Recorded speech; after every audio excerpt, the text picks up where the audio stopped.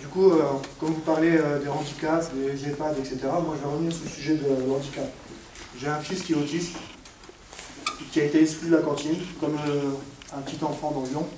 La même chose, il est coupé de sa vie sociale parce qu'il y a des manques de moyens. Les manques de moyens, je sais que c'est partout, je ne suis pas le seul. On a créé un petit collectif pour aider un peu toutes les personnes. J'ai vu qu'il y a eu des participants du groupe qui sont là derrière moi. On est, en tant que famille, on est tout de suite mis en bas. Il n'y a personne pour venir nous aider. On demande des aides, il n'y a personne pour nous conseiller. La maison départementale du handicap donne des notifications que les élus du territoire ne peuvent pas respecter. Parce que les lois changent.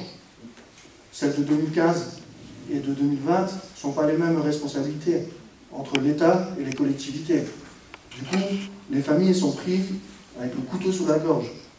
On est obligé d'être à 100% avec les enfants qui ont un handicap, quel qu'il soit, aussi bien physique que intellectuel ou autre. On est tout le temps embêté. Là, à l'heure actuelle, ma femme ne peut pas retrouver un emploi parce que le petit a été exclu de la cantine. Un service que je paye et qui a été, avec la MDPH, mis en place avec une AESH attitrée pour le temps de midi. On peine à recruter. Qu'est-ce que vous allez faire pour aider toutes ces personnes? Je ne suis pas le seul, je ne parle pas que en mon nom. Je ne suis pas égoïste. Aussi bien que pour les personnes âgées, j'ai envie de les aider. Mais après, dire que c'est tout le temps la même chose, c'est l'usager qui paye ou contribuable, on est toujours obligé de payer. Moi, je veux bien savoir aussi si on peut passer toutes mes journées que j'ai travaillé pour les petits vieux que j'adore. Qu'est-ce que ça a été fait avec ça? Là, il n'y a aucun rapport avec le handicap, mais je voudrais bien savoir aussi si on passait mes sous. Et si c'est moi de les réavoir, j'ai d'autres moyens à mettre dedans, comme pour le handicap. On a fait, avec l'autorisation de monsieur le maire, une journée de sensibilisation à l'autisme ici à Florange. Certes, pas très écologique avec le lâcher de ballon, mais c'était la première initiative. Après, l'année prochaine, je ferai en conséquence pour éviter de repolluer encore plus l'environnement. Mais il n'y a personne qui est là pour nous aider. On est toujours obligé de se battre. Administrativement, c'est très compliqué, il n'y a personne qui est là pour nous aider. Personne. Les appels, on est rejeté de service en service. Vous parlez de service public, il faudrait peut-être qu'ils sortent un peu les doigts du cul pour aider les gens qui sont dans le besoin. Parce que quand on n'a pas de réponse... Laissez-moi parler, vous ne voulez pas... Soyez correct. Oui, mais c'est pas pour ça qu'il faut utiliser de la vulgarité. Soyez désolé, Q, c'est dans le dictionnaire aussi. Soyez correct. J'ai révisé un peu tous les mots qui sont dans le langage. C'est-à-dire que la pollution atmosphérique, elle crée tous ces... C'est ça, exactement. Non, c'est monsieur pour l'instant qui s'explique, madame. Mais je mets un dossier suffisamment grave pour qu'on l'écoute. La pollution engendre les handicaps, aussi bien respiratoires, mentales, etc. Ça a été démontré, c'est pas moi qui l'ai fait, hein. J'ai pas de doctorat, j'ai rien du tout. Hein. Je plains les enfants à venir dans Ilange et environ, hein, où il y aura... je suis désolé, hein. C'est comme ça, c'est les rejets, c'est l'air. Hein. Tous les parents, toutes les femmes enceintes, elles vont respirer l'air qui est pollué. Hein. On va falloir mettre un filtre pour pas qu'ils respirent toutes les cochonneries qui sont rejetées par les entreprises. Du coup, je voudrais savoir quelle est votre position sur le handicap vis-à-vis du département, et également si vous voulez aussi bien recevoir le collectif pour en parler plus en détail à une réunion qu'on décidera un peu plus tard. Merci. Président, je reprécise juste le contexte général, effectivement, notamment de ce qu'a évoqué M. Speder. Effectivement, la difficulté, c'est que le cadre législatif a changé avec des obligations à partir de septembre de l'an dernier, où, dans le cas concret, le périscolaire était, avant septembre de l'an dernier, assuré dans l'obligation de l'académie, qui devait gérer également le temps périscolaire jusqu'à septembre de l'an dernier. Et effectivement, dans le cas concret qui nous occupe, on a commencé à en parler à partir de décembre de cette année, enfin de l'an dernier, novembre-décembre. La collectivité a été contrainte au changement de doctrine de l'État qui nous donne la responsabilité, ce qui n'est pas un problème, ce n'est pas un problème financier, c'est un problème de compétence des agents du périscolaire. C'est-à-dire qu'on se retrouve dans une situation où on a des agents non formés pour gérer des gamins qui ont leur situation de handicap, et les agents sont pris au dépourvu depuis le début de l'année. Certains ont fait valoir un droit de retrait, parce qu'à un moment donné, ils n'arrivaient plus à gérer le périscolaire habituel auquel se rajoute l'inclusion et la logique de l'inclusion. Et donc, à partir de là, effectivement, il y a eu une demande de droit de retrait, il y a eu des absences, et la décision a été prise nous n'avons pas réussi à gérer, effectivement, un gamin, et effectivement, le gamin ne peut plus aller au périscolaire en l'état, parce que nous n'avons pas le personnel compétent pour le gérer dans sa sécurité, dans la sécurité des enfants et des personnels. Et dans cette logique-là, on a lancé un recrutement en accord avec la famille, avec lequel on discute régulièrement, un recrutement d'AESH. L'État a du mal à recruter des AESH. Nous, pour un temps périscolaire, pour un gamin, sur un temps coupé du midi, c'est effectivement encore plus compliqué de trouver avec des horaires atypiques, on va dire ça comme ça, sur le temps périscolaire. Et là-dessus, effectivement, on l'a découvert puisque j'avais sollicité quelques élus du département et des services départementaux pour avoir des informations sur les responsabilités de chacun. Mais la difficulté, c'est le changement de doctrine de l'État, qui ne nous a pas prévenu du changement de doctrine. C'était pas un problème. Si on envoyait du personnel en formation, j'aurais préféré le faire en septembre pour gérer ces problématiques-là, mais on n'a pas été prévenu. Et deux, face à la problématique concrète, une absence de réponse de l'État qui nous dit c'est notre compétence, enfin c'est votre compétence, mais on peut éventuellement déclencher ou se substituer des moyens. On peut avoir des moyens de l'État, mais sans aller au bout de la logique. C'est-à-dire que c'est une possibilité, mais les services de l'académie ne sont pas véritablement proactifs pour accompagner ni la commune, et j'imagine bien la difficulté de la famille, puisque en attendant, balloter de service administratif à service administratif entre la mairie qui a une compétence maintenant que l'État nous donne et l'académie qui nous dit on peut se substituer mais on ne fait pas parce qu'on ne sait pas vraiment comment et pourquoi et de quelle manière. La situation traîne depuis maintenant 4 mois, 6 mois.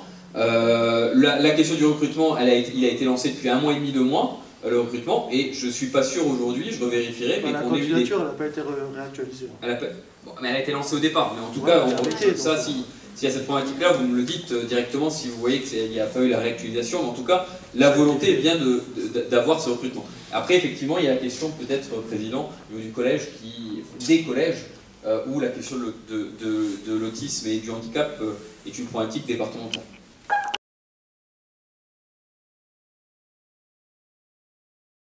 C'est une question éminemment compliquée à suivre. J'avais rendez-vous la semaine dernière avec le directeur de la MDPH et le directeur général adjoint chargé des politiques de l'autonomie, qui nous alertait sur l'augmentation exponentielle du nombre de demandes de reconnaissance de handicap.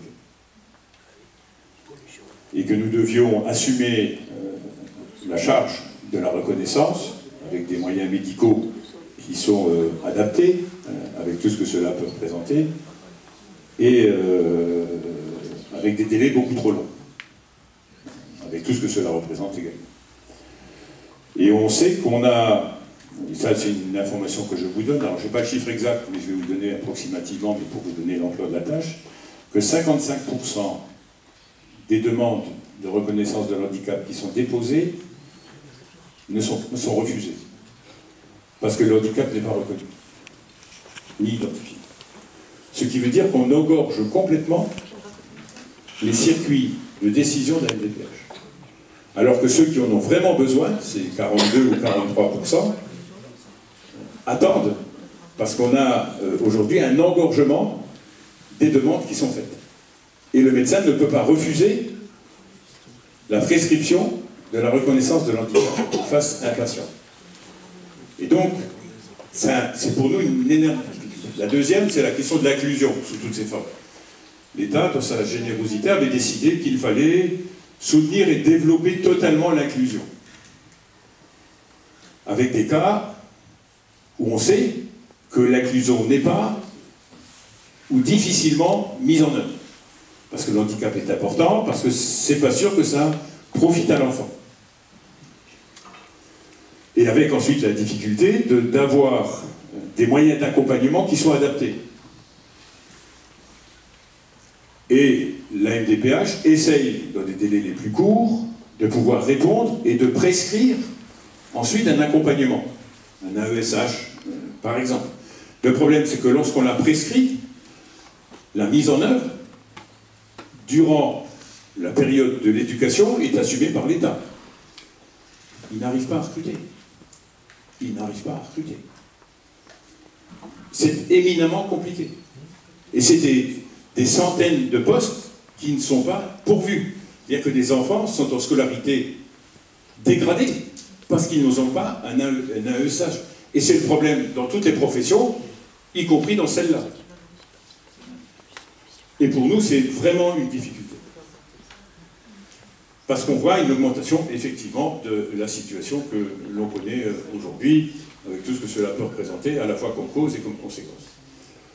Ensuite, la question qui se pose à vous sur l'accueil périscolaire, sur, voilà, à la fois du temps de midi, mais dans les écoles comme dans les collèges, c'est nous qui avons cette responsabilité. Et là, le problème de la même façon, trouver quelqu'un qui est payé 2 heures pour assumer l'accompagnement entre midi, comme on dit chez nous, ben, c'est pas évident. C'est même très compliqué. Non mais je vous donne je vous apporte pas une réponse, je n'essaie pas de vous convaincre, je vous donne juste la situation. C'est juste, si c'est que les 2 heures qui bloquent, pourquoi pas la prévoir sur plus pour un autre enfant? Ben, le problème c'est que la personne, s'il lui est prescrit d'avoir un enfant, un AESH pour un enfant, on ne va pas lui en donner 5 ou 6. Oui, mais élargir l'amplitude pour que les gens aient envie de venir. Non, enfin, comment voulez-vous... Vous lui faites faire quoi dans l'amplitude? Je ne suis pas qualifié avec ça, je ne sais pas dire, il y a des personnes derrière qui le sont. Et qui... Non, mais peu importe. Mais le problème, c'est véritablement un problème fondamental. Et il se pose là, comme ailleurs. C'est ça. Et ensuite, on est dans les ISITEP, on est dans les classes Ulysse. Il y a de plus en plus de classes Ulysse dans les collèges. On en a ouvert 8 ou 9 à la rentrée scolaire. Et on va continuer à en ouvrir. Et là aussi, il faut trouver le personnel éducatif et le personnel accompagnant. Et malheureusement, c'est une profession qui n'est pas attrayante. Voilà, c'est le constat qu'on fait. D'ailleurs, on n'est plus vraiment dans un pays de solidarité. On est plutôt dans un pays individualiste. Et dans ces métiers-là, on a du mal. Les aides-soignantes dans les EHPAD. Le problème est exactement le même. Les assistantes sociales, je recherche 80 assistantes sociales au département. 80. Je ne trouve pas. Il y a une crise des vocations, hein. Faut être clair. Et ça rejaillit ensuite sur la personne, l'enfant, la famille. Et vous avez entièrement raison. Donc si vous avez des solutions, et même si vous n'avez pas de solution, moi je suis prêt à vous rencontrer, à rencontrer votre collectif. Parce qu'il faut qu'on en parle. Parce qu'il faut qu'on en parle. Parce que c'est un problème pour lequel, j'avoue, j'ai pas de solution. J'ai pas de solution. Et si j'ai une solution ici à Florange, quand je vais à Château-Salin, quand je vais sur le pays de Beach, ou le pays de Falsbourg, vous pensez que j'en trouverai plus?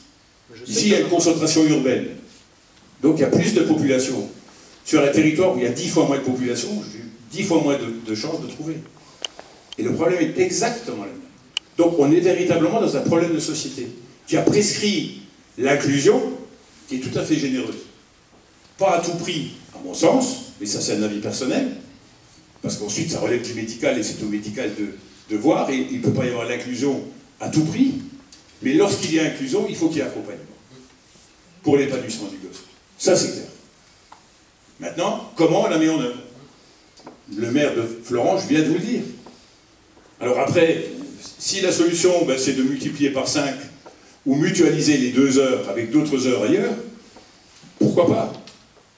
Et je ne suis pas sûr qu'on trouvera plus de personnel qui sont prêts à s'engager. Parce que c'est ça le problème. C'est ça le réel problème. Et dans toutes les professions, c'est comme ça. Dans toutes les activités, c'est comme ça. Et dans ceux de la solidarité, c'est encore pire. Il y a des EHPAD qui fonctionnent sans aide-soignante, sans médecin.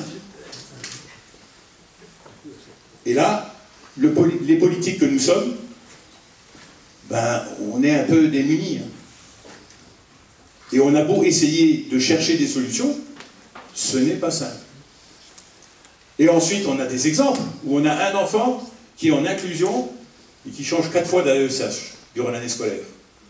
Un enfant qui est déjà psychologiquement perturbé. Il n'a plus de repères. Et l'éducation nationale, et quand je vois l'inspecteur, il m'en parle souvent, il me dit nous, on a énormément de mal à recruter. Ils ont d'ailleurs amélioré les conditions financières de recrutement, enfin, il y a des choses qui ont évolué. Mais ça ne suffit pas. Il y a la crise des vocations, qui est un véritable problème. Un véritable problème.